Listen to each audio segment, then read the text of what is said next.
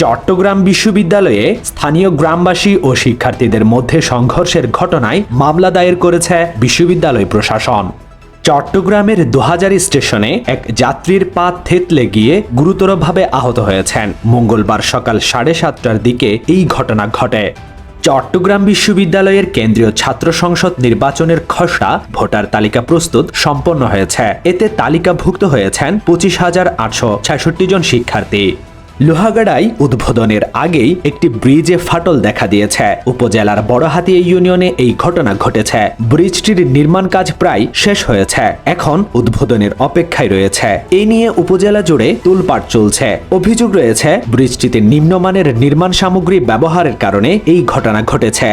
চট্টগ্রামের পটিয়ায় সাপের কামড়ে ফেরদৌস বেগম নামের এক গৃহিণীর মৃত্যু হয়েছে। চট্টগ্রাম নগরীতে নিরবিচ্ছিন্ন পানি সরবরাহের মাধ্যমে জনদুর্ভোগ কমাতে চট্টগ্রাম ওয়াসাকে আরও দ্রুত ও কার্যকর উদ্যোগ নেওয়ার আহ্বান জানিয়েছেন city mayor doctor Shahadat Hossain.